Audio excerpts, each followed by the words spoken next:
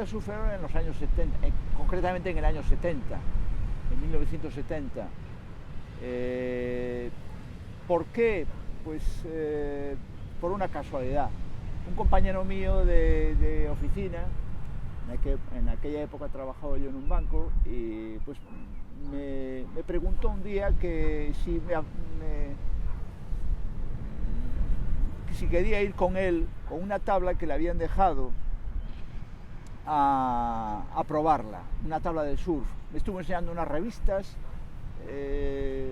me estuve entusiasmando con el tema del surf. La verdad es que a mí me gustó aquello porque tenía algo que ver con mi afición de toda la vida a la natación y al mar. Entonces le dije que sí, que bueno, que vale. Yo sé que él también me lo dijo, no sé si me lo dijo o no me lo dijo, pero bueno, yo era un poco su seguridad para hacer esta experiencia. Pero bueno, el caso es que me llevó a un garaje donde una señora que había venido de Venezuela había traído un tablón precioso, precioso. Yo me acuerdo la impresión que me dio, sin haber visto prácticamente nunca una tabla en mi vida, una tabla de surf. Ver aquella tabla me gustó muchísimo y me entraron ganas de probarla, desde luego a mí también. Entonces, una tarde, era en verano, no sé, creo que el mes de junio o julio, y entonces me preguntó él, yo era muy aficionado a la playa, a las playas estas abiertas sobre todo. Me dijo, ¿qué playa vamos? Yo empecé a pensar, la verdad es que no sé por qué elegí Barrañán. Era una playa que nos quedaba cerca de la ciudad, en verano pues había algo de olas, y entonces pues bueno, hasta aquí nos vinimos con la tabla, y una tarde soleada, agradable, y bueno, cogimos la tabla y dijimos, bueno, ¿y por dónde empezamos? Bueno, pues habrá que echarse al agua con ella y salir un poco a donde viene la ola. También eso lo habíamos leído en la revista, porque algo hablaba de cómo empezar. Bueno, esperamos que venga la ola, y cuando venga hay que remar y esperar que coja la velocidad. Pero resulta que esta playa, en marea alta, como tú ves, como está hoy, pues las olas o no rompen o rompen muy cerca de la orilla. Bueno, el caso es que yo recuerdo perfectamente, son cosas esas que te quedan grabadas toda la vida, que cuando cogí la ola, que era un tablón que se cogían muy fáciles las olas, pero cuando la tabla se embalaba, cogía velocidad, no había quien la frenase, ¿no? Y entonces, a una distancia de unos 15 o 20 metros de la orilla, en pocos segundos estaba ya encima de la arena. La ola llegó, rompió encima de la arena con fuerza, el tablón, la quilla se clavó en la arena, y yo salí disparado por encima de la tabla. Bueno, afortunadamente no me hice ninguna herida, pero fue una primera experiencia un tanto sorprendente, por lo menos, pero bueno, pero me gustó y me pareció una cosa que bueno, que tenía un margen de examen y de ensayo bastante amplio. La verdad es que yo, cuando empecé a hacer surf, una de las primeras cosas que me asaltó en la mente fue el acordarme de todas estas playas que yo conocía. Yo había pateado mucho toda esta costa, había visto muchas olas sin examinarlas como surfista, lógicamente. Y entonces empecé constantemente a recordar dónde yo me acordaba que había buenas olas, dónde podíamos ir a coger olas. Cambió completamente la forma de aplicar los escenarios, que hasta entonces eran simplemente de tomar el sol en la arena y de bañarme, a buscar sitios donde pudiera haber esa ola que el surfista busca siempre, esa ola fantástica, esa ola larga, esa ola que rompe muy bien. Empecé a pensar dónde la podría encontrar. Y bueno, eso fue ya el comienzo. Bueno, los primeros pasos fueron con esa tabla. La verdad es que ese verano, entre unas cosas y otras, prácticamente casi no nos metimos. Yo, después de aquel ensayo aquí en Barrañán, yo no recuerdo así haberme metido alguna vez. Quizás, yo no sé si la siguiente playa que probamos, creo recordar que fue Bastiagueiro. Pero el caso es que en el mes de septiembre empezaron los ensayos de la recién creada Cruz Roja del Mar, la Sociedad de Salvamento que sustituía a la Armada en aquel momento, sustituyó a la Armada para el salvamento de náufragos, y los ingleses nos quisieron vender las embarcaciones que ellos utilizaban y los sistemas que ellos utilizaban. Y el caso es que llegó a Coruña una embarcación de aquellas que volcaban y se volvían a colocar, en unas embarcaciones con unas características muy sorprendentes para aquella época. Y yo me acuerdo que me presenté como voluntario, me inscribí en la Cruz Roja para navegar. Y surgió la primera navegación, nos llamaron, fuimos a navegar. Y en aquella navegación, en Coruña, por la tarde, salimos a mar abierto y coincidí precisamente con Miguel Camarero, que era un estudiante de náutica y lógicamente también se había apuntado porque el mar para él era también su vida. Y la conversación enseguida coincidimos en el tema de olas y lógicamente salió el tema del surf. Y claro, la sorpresa que te llevas cuando te encuentras a alguien que piensas que a 100 millas a la redonda no hay nadie que haga surf, y sin embargo te encuentras a los pocos minutos con alguien que sí también hace surf. Enseguida entablas conversación sobre el tema y él me contó que a través de la escuela de náutica le había llegado un chico que se llamaba Félix Cueto, un asturiano, que se había traído su tabla de Gijón, una tabla que había hecho él, y que estaba haciendo algo de surf. No mucho, porque Félix Cueto, después que lo conocí, me di cuenta que era un chico muy friolero, físicamente no era gran cosa, pero le encantaba el mar y le encantaba coger olas. Pero bueno, eran muy pocos días, realmente iba muy pocos días. Pero le inoculó el veneno del surf a Miguel Camarero. Miguel Camarero le compró la tabla al poco tiempo a Félix Cueto y empezó también él a hacer surf. Félix le enseñó un poco también los rudimentos. Realmente Félix Cueto fue el que introdujo el surf en esta zona, el que introdujo el surf en Galicia para mí prácticamente, aunque después en Vigo también había nacido, por otros motivos, había nacido un poco también la práctica del surf. Y así Miguel me lió a ir a probar nuevas playas, a probar en el Orzán, a probar en Santa Cristina. Cuando entraba mucho mar me dijo que había una ola estupenda allí. Efectivamente, al poco tiempo, la primera marejada que hubo lo comprobé, que era una ola impresionante para nosotros en aquella época. Y así empezamos. Evidentemente, dada los pocos practicantes que había de surf en aquella época, realmente acababa de empezar en el norte de España y ellos mismos, tanto los vascos como los cántabros, luego al poco tiempo los asturianos también, tenían una carencia tremenda. Imagínate nosotros que estábamos tan alejados, digamos, del sitio donde ya había cierta posibilidad de adquirir material, que era Biarritz, en Francia.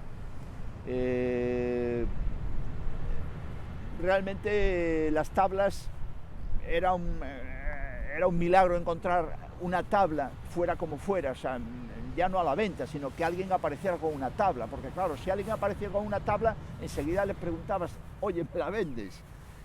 Ya no digamos tampoco de temas menores, pero que eran necesarios, como son los inventos no existían ni siquiera, pero la parafina, yo recuerdo la parafina, teníamos que recurrir a cabos de vela, la cera de la vela, frotabas la tabla y hacía un efecto parecido, no muy bueno, pero parecido al de la parafina.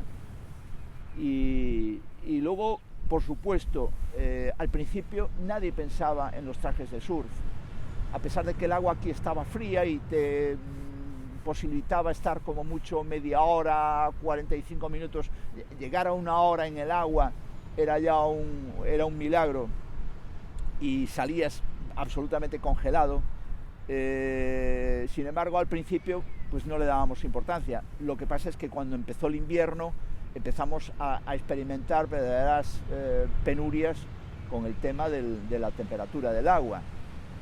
Y el problema se me resolvió cuando en el mes de diciembre un día salí en Santa Cristina totalmente congelado y me vio una mujer que tenía una casa allí cerca y a la que le había dado yo clase de natación a sus hijos.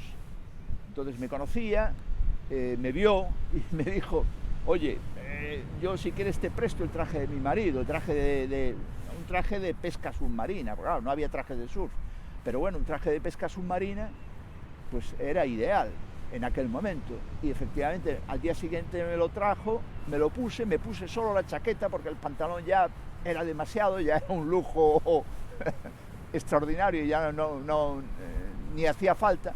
Y con la chaqueta estuve una hora, hora y media, 2 horas perfectamente.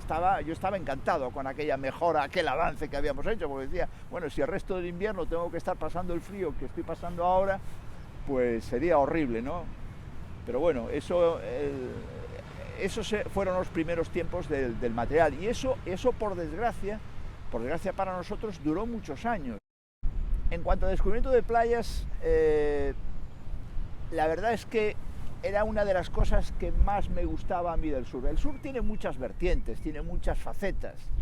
Esa es una de las grandes virtudes de esta, iba a decir deporte, pero es que es algo más que un deporte. Es una afición, es una cultura, ya te digo, muchas cosas. Descubrir playas es la parte, digamos, geográfica del surf, ¿no? Hoy en día ya es muy difícil practicar esta especialidad del surf, esta faceta, aunque efectivamente el tema de las olas grandes que solo rompen determinados días en determinados sitios muy raros, muy poco accesibles, vuelve a ser otra vez una posibilidad de descubrir nuevos sitios para surfear. En aquella época simplemente lo que buscábamos era playas donde hubiese olas. Yo echaba mano, como te decía antes, de mis conocimientos de la costa y de la experiencia que tenía de visitar playas.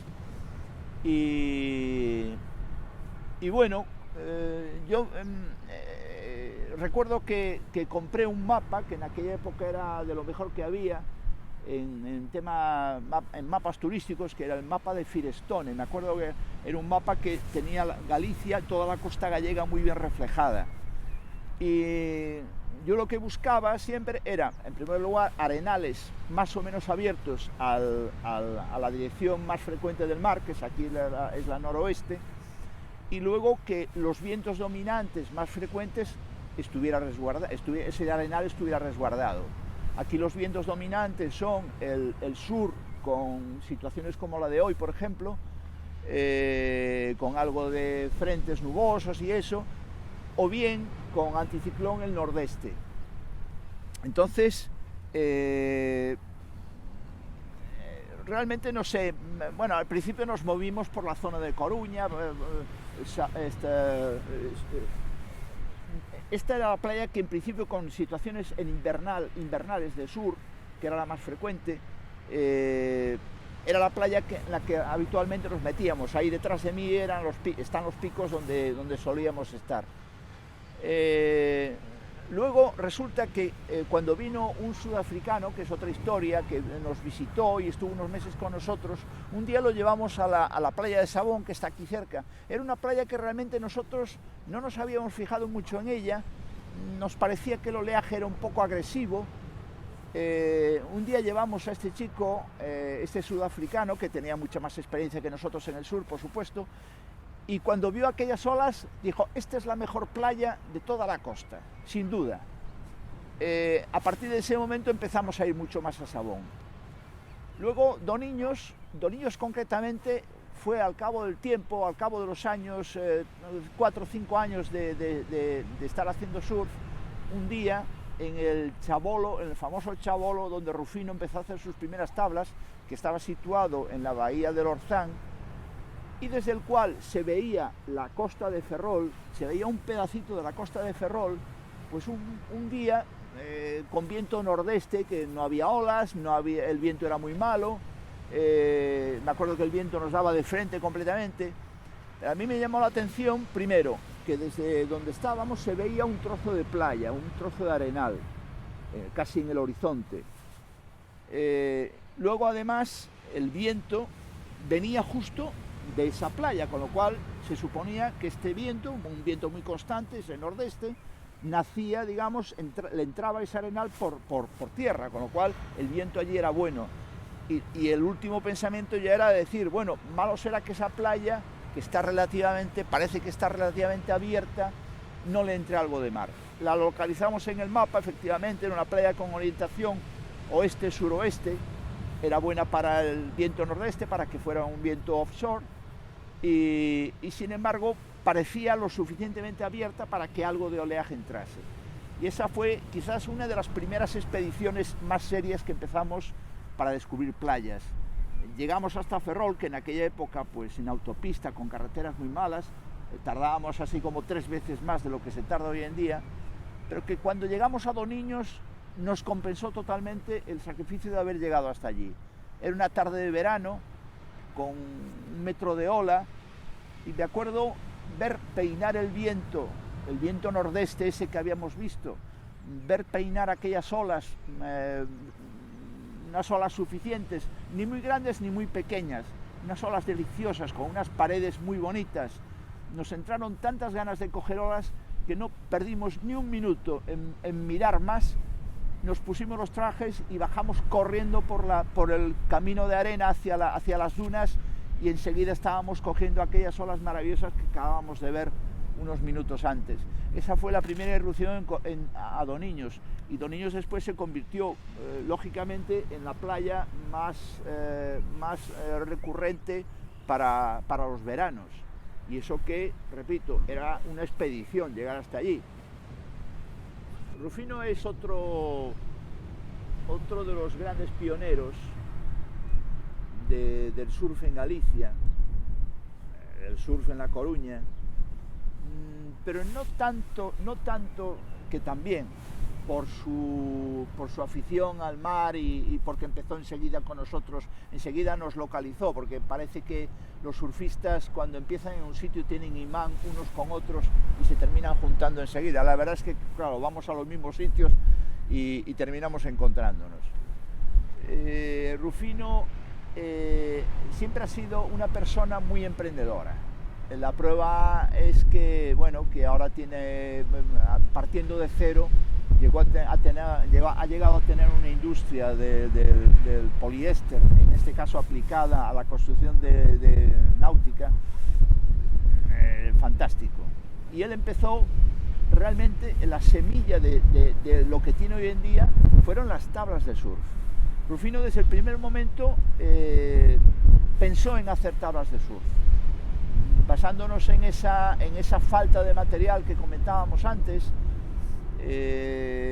Lo primero que se le ocurrió a Rufino al poco tiempo de empezar a hacer surf, pues eso, fue en el chabolo que tenía él, que era una pequeña garita para guardar embarcaciones y aparejos de pesca, allí cerca del barrio donde vivía él, colgado del mar. Además tenía una grúa para bajar la embarcación. Pues allí empezó con el material que iba consiguiendo, empezó a diseñar tablas y empezó a construir tablas. Al principio, lógicamente, los primeros pasos fueron desastrosos. Yo me acuerdo de la primera tabla que construyó Rufino, creo que fue la primera o una de las primeras. Parecía exactamente la zapatilla de un árabe. Tenía una proa, un rocker absolutamente ingobernable. Cuando aquella tabla se metía al agua y remaba, al empezar a bajar la ola, el rocker era tan pronunciado que se frenaba. Bueno, todos nos reímos mucho con aquel fracaso de Rufino, él también, porque siempre ha sido una persona con sentido común y se dio cuenta que aquello era una primera experiencia que había que reformar. Se aplicó a la segunda tabla y ya la segunda tabla fue de otra manera y mejoró muchísimo, y así sucesivamente, poco a poco fue mejorando en los diseños. Lo que pasa es que había un problema muy grave con el aprovisionamiento de materiales y con el tipo, ya los materiales eran muy poco aplicables al tema marítimo. Los foams era foam industrial, color amarillento horrible que la transparencia le impedía aplicar colores a las tablas, que era una cosa pues que todos entendíamos que era indispensable tener colorines en las tablas. Y luego el tipo de foam también no era el más apropiado por la densidad. Entonces él estuvo varios años haciendo el momento digamos clave en la etapa de Rufino como constructor de tablas, que fue aproximadamente unos 10-12 años, fue en el momento que llegó un sudafricano que tenía mucha experiencia ya en hacer tablas. Él mismo se había construido la tabla que traía, que le dio muchísimas pistas a Rufino. Sobre todo recuerdo una que fue fundamental, fue el tipo de resina que había que emplear, la resina parafinada, que era una resina que permitía lijarla sin ningún problema de pegote ni de las resinas anteriores. Eran unas resinas que quedaban medio pastosas, que era imposible de lijar. Bueno, aquello fue un avance tremendo, y luego, bueno, muchas cosas. Le enseñó cómo eran los soportes donde se colocaban las tablas, le ayudó a construir dos, claro, para colocarle las tablas. Es decir, fue una ayuda tremenda, y a partir de ahí Rufino ya empezó a evolucionar mucho más y a construir tablas, hasta construir varios centenares de tablas en ese periodo de su tiempo que le dedicó a la industria del surf. Bien, sobre otro personaje que te queríamos preguntar es sobre Vicente Irisarri. Sí. Pues bueno, háblanos un poco de él. Sí. Vicente Irisarri fue un surfista que yo lo conocí en Coruña, aunque tuve relativamente poco contacto con él. Poco tiempo, porque yo después me marché fuera y dejé de tener contacto con la gente de aquí durante unos 2 o 3 años.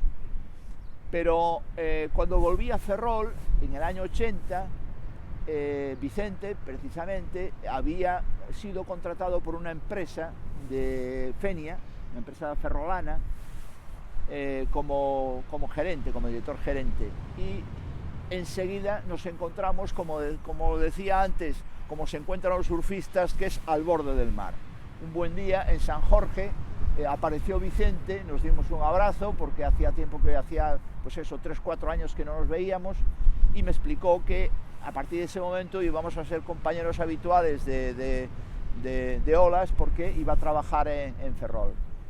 Luego Vicente fue un compañero de olas durante los siguientes 10 años, hasta que un buen día tuvo él la idea y enseguida nos la explicó, y todos nos encandiló con la idea de emprender la aventura de organizar un campeonato de surf, al principio muy rudimentario, y que luego se fue constituyendo en un campeonato cada vez más importante y cada vez con más responsabilidad y con más implicación. Esa fue otra aventura que duró pues 15 años, y que aproximadamente 15 o 16 años, y que nos unió mucho como amigos, como colegas y por supuesto como surfistas. La única manera de explicarlo bien es viviéndolo. Ya os dije antes que el surf tiene muchas facetas. Eso hace que sea una afición que te complementa mucho tus ratos libres, que cubre mucho, según la persona que seas, pues te puede gustar viajar. Viajar es una faceta típica del surf. La naturaleza si te gusta la naturaleza, el surf te tiene que gustar, indudablemente. Serás surfista o no, pero serás surfista activo o pasivo, pero te va a gustar. Si te gusta el deporte, obviamente el surf es deporte. Si te gusta el mar, una parte de la naturaleza muy importante, el surf evidentemente estás metido en el mar. A mí una de las cosas que más me gustaba del surf en los primeros tiempos que empecé a practicarlo era una sensación que se me producía cuando en una playa muy concurrida, con mucha gente, a veces un poco agobiante, yo cogía mi tabla, me alejaba unos decenas de metros de la orilla, me daba la vuelta para intentar coger una ola y veía a la gente allá en la playa y me sentía un poco liberado de aquel agobio, me sentía esa soledad que te invade en medio de las olas. A mí me gustaba eso, y hay mucha gente, yo sé, después hablando con compañeros del surf, que también les gusta esa sensación de aislamiento, esa sensación de tranquilidad, de serenidad que te invade cuando estás esperando por una ola y ves la orilla y ves alejado del mundo, como si estuvieras fuera del mundo. Todas esas sensaciones, todas esas facetas, como digo, son las que hacen que te guste el surf. Sigo surfeando, a pesar de que el cuerpo ya me dice a veces que, que son muchos años, pero sigo surfeando porque, aunque el cuerpo no me lo pida tanto, pero el espíritu me lo sigue pidiendo. Sigo teniendo esa ilusión de venir a una playa un buen día. Hay mañanas que me levanto de cama, me asomo a la ventana, respiro un poco un aire puro con un día soleado y digo, hoy tengo que ir a la playa sin falta. Me vuelve otra vez un espíritu juvenil a invadir y unas ganas tremendas de irme a la playa y coger las olas, las que sean. Ya a estas alturas de la vida ya me es igual que las olas sean buenas o malas.